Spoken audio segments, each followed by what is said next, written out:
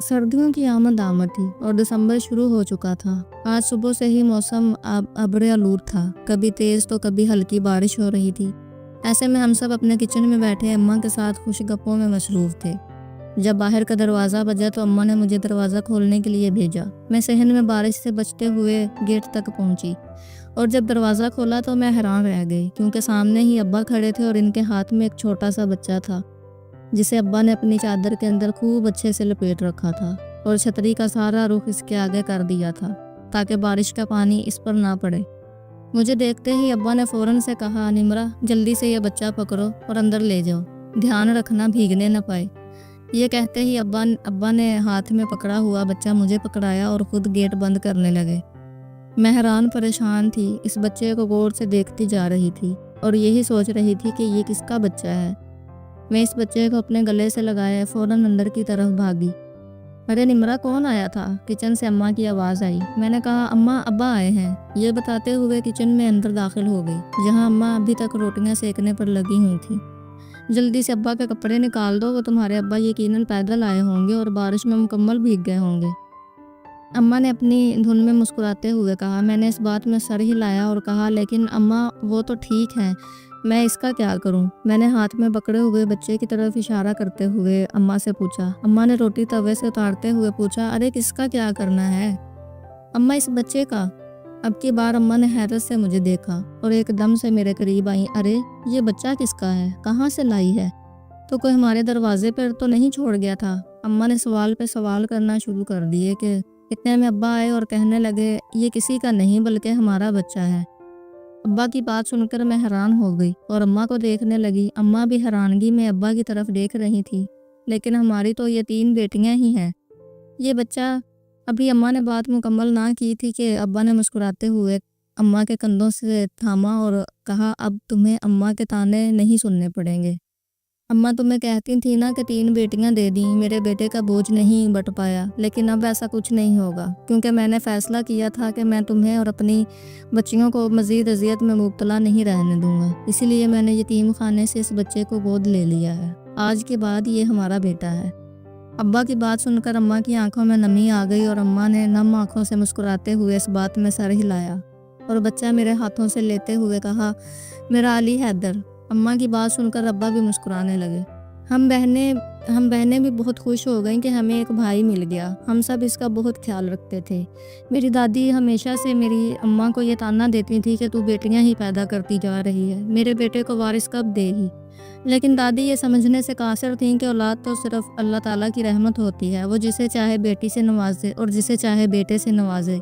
इसमें क्या हिकमत है, ये वही बेहतर जानता है। लेकिन दादी अपनी आदत से मजबूर थी, इसीलिए अम्मा को दिन रात उठते बैठते ताने देती थी। अम्मा इस वजह से बहुत दबाव का शिकार रहने लगी थी और हम बहनें भी बहुत डरी सहमी रहती थीं। अब्बा ने जब घर का इतना घुटन ज़दा माहौल देखा तो उन्होंने एक अच्छा फ़ैसला किया, जिसने हमें बहुत सी खुशियाँ दी। लेकिन कहते हैं ना, हर चमकती चीज़ सोना नहीं होती। इसी तरह हर आने वाला इंसान आपकी ज़िंदगी में खुशियाँ नहीं भर सकता।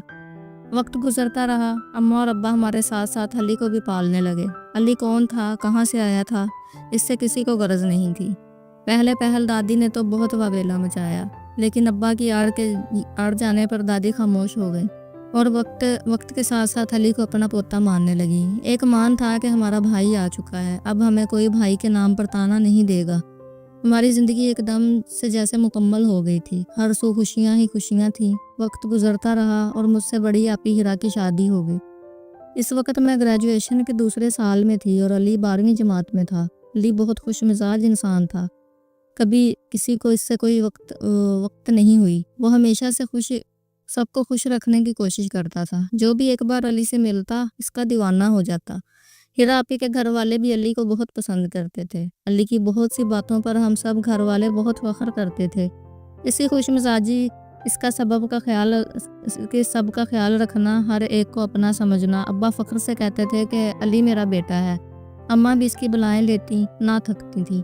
हम बहनें भी इस पर जान निछावर करती थी। लेकिन हम ये नहीं जानते थे कि जिस इंसान को हम इतना प्यार दे रहे हैं, इतनी इज्जत दे रहे हैं, जिसकी हर ख्वाहिश हम पूरी करते हैं। अगरचे अब्बा का कारोबार बहुत अच्छा था, लेकिन इसकी हर ख्वाहिश इसी वक्त पूरी करना कभी कभी अब्बा के लिए नामुमकिन होता था। लेकिन अली इनका लाडला बेटा था, तो ابا ہر قسم کی کوشش کر کے وقت پر اس کی ضرورت پوری کرتے تھے۔ ہاں، کبھی کبھی ہم بہنوں کی ضرورتیں علی کی ضرورتوں کے نیچے دب جاتی تھیں، لیکن ہمیں اس کا کوئی ملال نہیں ہوتا تھا، بلکہ خوشی ہوتی کہ ہمارا بھائی خوش ہے۔ یہ خوشی تب تک قائم رہی جب تک علی غیر شادی شدہ رہا۔ ہم نہیں جانتے تھے کہ وقت ہمیں ایسے دن بھی دکھائے گا جس پر ہم اپنے ماضی پر رونے پر مجبور ہو جائیں گے۔ آپی کی شادی کے بعد گھر میں میرے رشتے کی باتیں ہونے لگیں۔ علی آتا اور اکثر مجھے چھیڑتا اور میں اسے خوب ڈانٹتی، جس سے وہ ہمیشہ مسکراتا ہوا کہتا، آپی ایک نہ ایک دن آپ کو بھی تو جانا ہی ہے۔ تو پھر میں اس میں شرمانا کیسا؟ جس پر میں کہتی تم تھوڑی شرم کرو، اگر ابا نے یہ باتیں سن لی تو ہمارا قیمہ بنا دیں گے۔ لیکن میرے اس دھمکی کو کوئی فائدہ نہ ہوتا اور وہ ہمیشہ کی طرح ہنستے ہوئے کمرے سے باہر نکل جاتا۔ انہی دنوں کی بات تھی جب ہیرا گھر رہنے کے لیے آئی اور وہ امی کے ساتھ کچھ سرگوشی میں باتیں کرنے لگی تھی۔ گھر کا ماحول کچھ بہت عجیب سا ہو گیا تھا۔ میں اماں کے پاس بیٹھتی تو اماں خاموش ہو جاتی۔ ہیرا آپی بھی مجھے مسکراتی نظروں سے دیکھتی رہتی ہیں۔ میں یہ بھی نوٹ کر رہی تھی کہ علی اماں اور آپی کے پاس بہت منڈلاتا رہتا ہے اور شاید کوئی بات منوانے کی کوشش کرتا ہے۔ مجھے اس بات کی خبر تو نہ ہو سکی، لیکن ایک رات جب میں نے اپنے نوٹس بنا رہی تھی تو علی کمرے میں آیا اور پوچھنے لگا، آپی اگر میری شادی آپ سے پہلے ہو جائے تو آپ کو کوئی اعتراض تو نہیں ہوگا؟ علی کا اتنا سنجیدہ رویہ میں پہلی بار دیکھ رہی تھی۔ وہ بہت الجھا تھا۔ پہلے تو مجھے اس کی بات مذاق لگی، لیکن جب وہ اپنی سنجیدگی پر قائم رہا تو میں نے بھی سنجیدہ ہونا مناسب سمجھا۔ دیکھو علی، تم میرے بھائی ہو اور میرے لیے تمہاری خوشی سب سے بڑھ کر ہے۔ اگر تمہیں کوئی لڑکی پسند ہے اور تم اسے اپنے نکاح میں لانا چاہتے ہو تو یقین مانو مجھے اس بات میں کوئی اعتراض نہیں ہے، بلکہ میں تو خوش ہوں اور فخر کروں گی کہ میرا بھائی ایک اچھا انسان ہے جو اپنی محبت کو اپنے نکاح میں لانے کی ہر ممکن کوشش کر رہا ہے۔ میں نے مسکراتے ہوئے محبت بھرے لہجے میں علی سے کہا، جس پر علی کی آنکھیں نم ہو گئیں اور شدت جذبات سے میرا ہاتھ دباتے ہوئے کہنے لگا، بہت شکریہ آپی، میں آپ کا یہ احسان کبھی نہیں بھولوں گا۔ میں نے پیار سے اس کے سر پر ہاتھ پھیرتے ہوئے کہا، اس میں احسان کی کوئی بات نہیں، تم میرے بھائی ہو، تمہارا خیال رکھنا میرا فرض ہے، لیکن ہاں تمہیں مجھے نیک اچھے دینے پڑیں گے شادی میں تاکہ میں تمہاری جان بخش سکوں۔ میں نے ڈرامائی انداز میں اپنا ہاتھ بلند کرتے ہوئے کہا، جس پر علی ہنسنے لگا۔ اماں اور ابا نے بھی علی کے پوچھنے کے بعد مجھ سے پوچھا تھا۔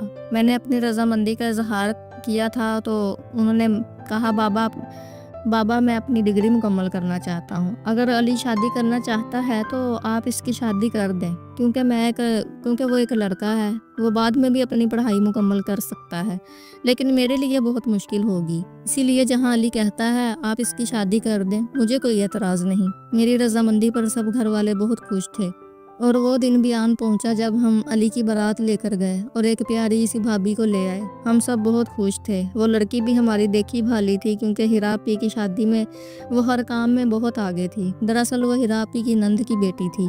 علی سے دیکھتے ہی اس کا دیوانہ ہو چکا تھا۔ اس نے آپی کے ذریعے اپنے دل کا حال اس لڑکی تک پہنچایا تو اس لڑکی نے بھی اپنی محبت کا اقرار کیا، جس پر علی پھولے نہ سمایا تھا اور جلد از جلد اس نے نکاح کرنے کی ٹھان لی تھی۔ جس دن ہم بارات لے کر گئے تھے اس دن علی کے چہرے کی رونق دیکھنے والی تھی۔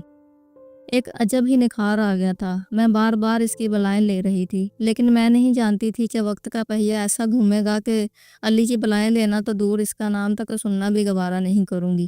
وہ بھائی جس سے میں اتنی محبت کرتی ہوں وہ میرے لیے ایک عام انسان سا رہ جائے گا۔ شادی کے کچھ دن تک تو سب ٹھیک رہا، لیکن آہستہ آہستہ ہم سب نے محسوس کیا کہ علی اکھرا سا رہنے لگا ہے۔ رات گئے تک اب وہ گھر واپس نہیں لوٹتا تھا اور اس کی بیوی کو اس کی کوئی پرواہ نہیں تھی۔ ایک عجیب سا ماحول گھر میں بن گیا تھا۔ علی کو جب پاس بٹھا کر ابا نے پوچھنے کی کوشش کی تو وہ ہتھے سے اکھڑ گیا اور ابا سے بدتمیزی کرنے لگا۔ اماں اور ابا اس کا یہ رویہ دیکھ کر بہت پریشان ہو گئے تھے۔ کچھ دن تک تو یہ سلسلہ چلتا رہا، لیکن کچھ دن کے بعد علی گھر آیا اور آ کر ابا کے قدموں میں بیٹھ گیا۔ بابا جان، مجھے معاف کر دیں، مجھ سے بہت بڑی غلطی ہو گئی ہے، میں نے آپ کا دل دکھایا، میں نے امی کا دل دکھایا، پلیز آپ دونوں مجھے معاف کر دیں۔ میں یہ سب کرنا نہیں چاہتا تھا، لیکن پتہ نہیں مجھے کیوں اتنا غصہ آنے لگا، پلیز آپ مجھے معاف کر دیں۔ علی بہت رو رہا تھا۔ بابا اور اماں بھی اس کی باتیں سن کر اور اس کے یوں بار بار اصرار کرنے پر سب کچھ بھلائے ہوئے اسے گلے سے لگا کر بیٹھے ساری غلطیاں بھول گئے۔ میں نے بھی اپنا دل صاف کر لیا۔ ابھی کچھ ہی دن مزید گزرے تھے کہ دیکھا علی کی بیوی کھانا نہیں کھا رہی تھی۔ جب اماں نے اسے کھانے کے لیے رکنے کے لیے کہا تو نحوست سے سر جھٹکتے ہوئے کہا، یہاں بیٹھ کر آپ جیسے جاہل لوگوں کے ساتھ کھانا کھانے سے بہتر ہے کہ میں بھوکی ہی سو جاؤں۔ یہ کہتے ہی وہ غصے سے پاؤں پٹکتی کمرے میں چلی گئی۔ ہم سب حیران و پریشان اس کا چہرہ دیکھ رہے تھے۔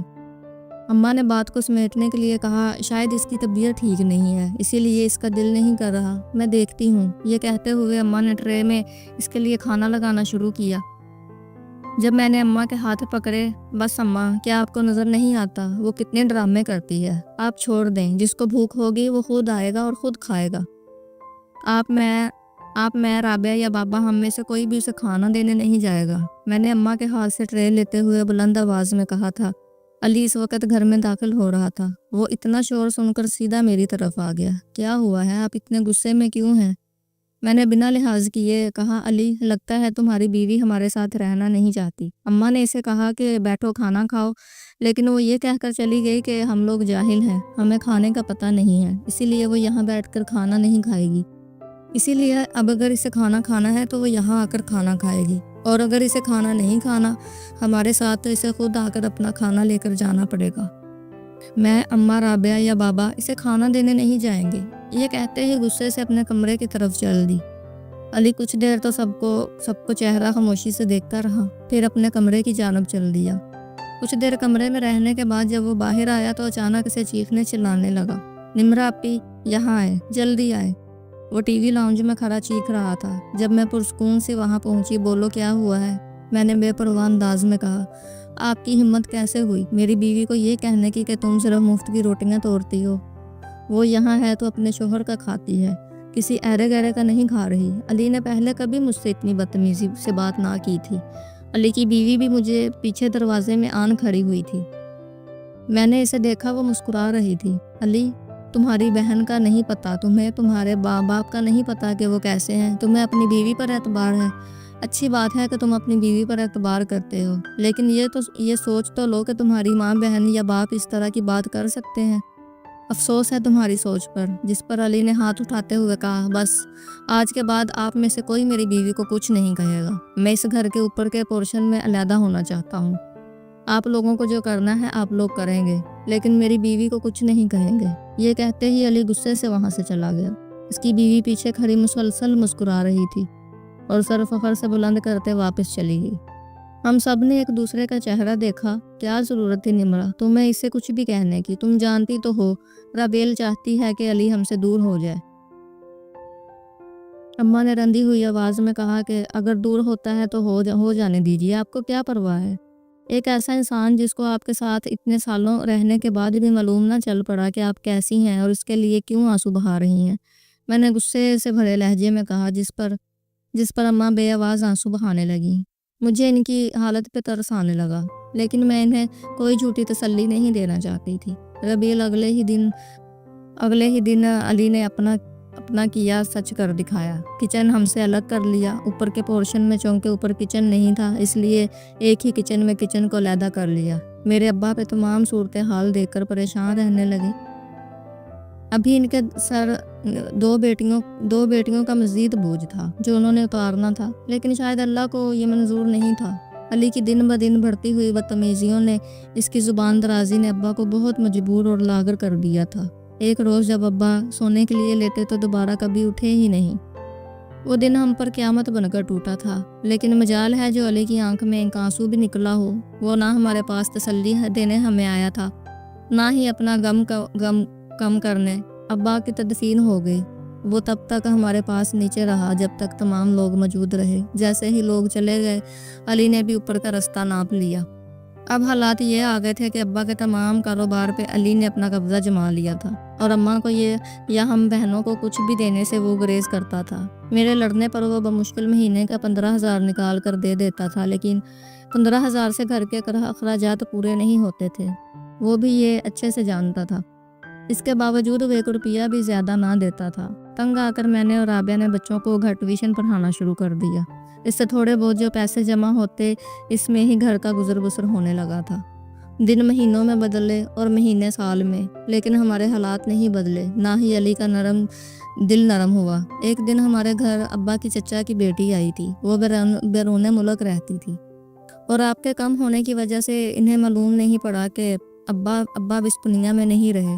وہ ابا کے انتقال کا افسوس کرنے آئی تھی، لیکن جب گھر آ کر ہماری حالت دیکھی تو رو پڑی اور اماں سے اصرار کرنے لگی کہ وہ علی کو تمام حقیقت سے آشنا کروا دے، لیکن اماں انہیں ٹالتی رہیں۔ بہت سمجھانے کے بعد بھی جب اماں نے پھپھی کی بات نہیں مانی تو آخرکار پھپھو تھک ہار کر واپس لوٹ گئیں اور کہنے لگیں، اللہ تمہارے حق میں بہتری کرے راشدہ، میں دعا کروں گی کہ علی کو عقل آ جائے اور وہ آپ کے حق میں ایک بہترین بیٹا اور بھائی بن کر دکھائے۔ وہ ہنستے ہوئے آئی تھیں اور روتے ہوئے یہاں سے گئی تھیں۔ پہلے انہیں بھائی کے جانے کا غم تھا اور اب اپنی بھابھی کی حالت پر ان کا دل تڑپ اٹھا تھا۔ ان کے جانے کے بعد میں نے اور رابعہ نے بھی اماں کو بہت سمجھایا کہ وہ علی کو سب بتا دیں، لیکن اماں نے ایک بات نہ مانی۔ ہم بہنیں بھی تھک ہار کر خاموش ہو گئیں۔ پھپھو تقریباً روز ہی ہمارے گھر آتی تھیں، ہماری ضرورتوں کا بہت سا سامان لے کر آتی۔ اماں کے بار بار منع کرنے کے باوجود بھی وہ کبھی باز نہ آتی اور ہمیشہ کہتی تھی، راشدہ تم میری بھابھی ہی نہیں سب سے اچھی دوست بھی ہو، لیکن آج تمہیں اس حالت میں دیکھ کر میرا دل پھٹنے کو آتا ہے۔ میں تو ہر روز یہ دعا کرتی ہوں کہ اللہ تمہاری مشکلات آسان کرے، پھپھو نے رندی ہوئی آواز میں کہا، جس پر اماں کی بھی آنکھیں بھیگنے لگی تھیں۔ ربیل نے جب دیکھا کہ مسلسل پھپھو ہمارے گھر آ جاتی ہیں اور اس سے صرف رسمی سلام دعا کرتی ہیں تو اس نے علی کو پھپھو کے خلاف بھڑکانا شروع کر دیا۔ ایک دن پھپھو معمول کے مطابق ہمارے گھر بیٹھی تھیں جب اچانک ہی علی آ گیا۔ ہنا پھپھو اسے دیکھ کر بہت خوش ہوئیں کیونکہ بہت عرصے کے بعد اس سے گلے مل رہی تھی۔ اس سے پہلے کہ وہ اٹھتی اور اسے گلے سے لگاتی علی نے بنا تمہید باندھے کہنا شروع کر دیا، پھپھو آپ کو نہیں لگتا آپ روز منہ اٹھا کے کسی کے گھر جانے سے اس کی عزت کم ہو جاتی ہے؟ علی نے طنزیہ لہجے میں کہا۔ پہلے پھپھو اس کی بات سن کر بہت حیران ہوئی، پھر مسکراتے ہوئے کہنے لگیں، علی عزت ان کی کم ہوتی ہے جو غیر ہوتے ہیں، ہمارا تعلق تو دل سے ہے، ہم میں یہ چیزیں معنی نہیں رکھتی۔ خیر تم نہیں سمجھو گے کیونکہ تم ابھی بچے ہو، یہ سب چھوڑو، بتاؤ کیسے آنا ہوا؟ پھپھو نے دھیمے لہجے میں مسکراتے ہوئے بے حد آرام سے بات بدلی تھی، جس پر علی ایک دم سے طیش میں آ گیا تھا اور مغالطات بکنے لگا تھا۔ امی اسے روکتی رہ گئیں۔ ہنا پھپھو نے بھی اسے سمجھانے کی کوشش کی، وہ وہاں خاموش تماشائی بنی کھڑی تھی، لیکن جب علی کسی کی بھی بات سمجھانے سے خدا کے واسطوں سے چپ نہ ہوا، یہاں تک کہ ہمارے مرے ہوئے باپ کا بھی اس نے بھرم نہ رکھا، تو میں ایک دم سے ہی پھٹ پڑی تھی۔ تم سکھاؤ گے ہمیں رشتوں کی اہمیت؟ رشتے کیسے نبھاتے ہیں یہ تم بتاؤ گے؟ میں اچانک ہی غصے سے بولی اس کے سامنے جا کھڑی ہوئی تھی۔ علی بھی مکمل میری طرف گھوم گیا تھا۔ نمرہ کیا کر رہی ہو؟ کمرے میں جاؤ، میں بات کر رہی ہوں نا، امی نے مجھے بازو سے کھینچتے ہوئے سخت لہجے میں کہا۔ میں نے امی سے اپنا بازو چھڑوایا۔ بس امی بس کریں، کب تک ہم اسے جھیلتے رہیں گے؟ آج مجھے کہہ لینے دیں، آج میں تمام حساب چکتا کر دینا چاہتی ہوں کیونکہ مجھ سے یہ روز روز کی اذیت برداشت نہیں ہوتی۔ میں نے آنکھوں میں آئی نمی کو بے دردی سے صاف کرتے ہوئے کہا۔ میری اماں میرا یہ حال دیکھ کر بنا کچھ کہے میرا بازو چھوڑے ہنا پھپھو کے ساتھ جا کھڑی ہوئی تھی۔ ہاں تو سمجھا دیں آپ، کون سے حساب باقی رہ گئے ہیں؟ علی نے طنزیہ انداز میں آئی برو چکاتے ہوئے مجھ سے سوال کیا، جس پر میرے تن بدن میں آگ لگ گئی اور میں نے کہنا شروع کیا، جس باپ کا تم مان نہیں رکھتے ہو نا، جانتے ہو وہ تمہارا اصل باپ نہیں ہے۔ جس ماں سے تم آتے جاتے بدتمیزی کرتے ہو، یہ اماں بھی تمہاری سگی نہیں ہے۔ جس سے تم اتنی بدتمیزی سے پیش آ رہے ہو اور انہیں گھر سے باہر نکل جانے کے لیے کہہ رہے ہو، یہ رشتہ بھی تمہارا سگا نہیں ہے۔ ہم بہنیں جو تم پہ جان چھڑکتی ہیں، ہم بھی تمہاری سگی بہنیں نہیں ہیں۔ جانتے ہو تم اوقات کیا ہے تمہاری تم ایک یتیم لڑکے ہو جسے اگر میرے باپ نے میری ماں نے پناہ نہ دی ہوتی تو شاید وہ آج در در کی ٹھوکریں کھا رہا ہوتا، شاید وہ ہر رشتے کے لیے ترس رہا ہوتا، لیکن یہ میرے والدین کا تم پہ احسان ہے کہ تم کیا ہو، تم کیسے ہو کہ بنیاد پر جج کرنے کی بجائے اپنے سینے سے لگایا، تمہیں اپنا بیٹا بنایا، تمہیں ہر وہ آسائش دی جو دے سکتے تھے، جس چیز کا تم نے کہا انہوں نے تمہیں لا کر دی، بہنوں کی ضرورتوں پر تمہاری ضرورت کو ترجیح دی، ہم بہنوں نے اپنی تمام محبتیں تم پر لٹا دی۔ جانتے ہو کیوں؟ کیونکہ ہم سب تمہیں دل و جان سے پیار کرتے تھے، ہم سب تمہیں اپنا سگا بھائی سمجھتے تھے، لیکن تم نے بتایا کہ سگے ہوتے ہیں اور لے پالک ہوتے ہیں، لے پالک کبھی سگا نہیں بن سکتا، اس لیے اس کے دل میں وہ درد وہ دکھ وہ تکلیف نہیں ہوتی جو ایک خونی رشتے میں ہوتی ہے۔ اگر تم ہمارا خون ہوتے تو میرے باپ پہ جاتے جو ہر کسی کے لیے اٹھ کھڑا ہوتا تھا۔ اگر تم ہمارا خون ہوتے تو تم ہماری ماں پر جاتے جو ہر دکھ برداشت کر لیتی ہے، لیکن نہیں، تم تمہارا خون ہی نہیں ہو۔ آج جس پیسے پہ تم عیش کر رہے ہو نا، وہ بھی تمہارا نہیں ہے، اس پہ ہم بہنوں کا حق ہے، لیکن ہم نے کبھی بھی تمہیں یہ نہیں جتایا۔ لیکن اب بس ہو گیا، تم ہر کسی کو ذلیل کرتے ہو۔ اگر تمہیں اتنا ہی شوق ہے نا یہاں آتے جاتے کسی کو بھی نہ دیکھنے کا، تو وہ رہا دروازہ، تم یہاں سے چلے جاؤ اپنی بیوی کو لے کر، اور دوبارہ کبھی مت آنا۔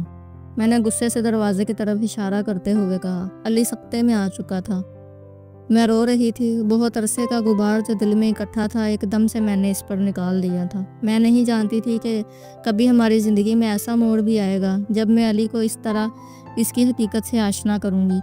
علی کی آنکھوں میں آنسو جاری تھے، ربیل بھی دروازے میں خاموشی سے سر جھکائے کھڑی تھی۔ کچھ لمحے ہم سب خاموش آنسو بہاتے رہے، جب اچانک علی نے سر اٹھایا، اپنے آنسو صاف کیے اور اماں کے پاس جا کھڑا ہوا۔ اماں، آپ ہی کیا بول رہی ہیں؟ کیا یہ سب سچ ہے؟ کیا میں آپ کا بیٹا نہیں ہوں؟ آپ لوگوں نے مجھے یتیم خانے سے اڈاپٹ کیا تھا؟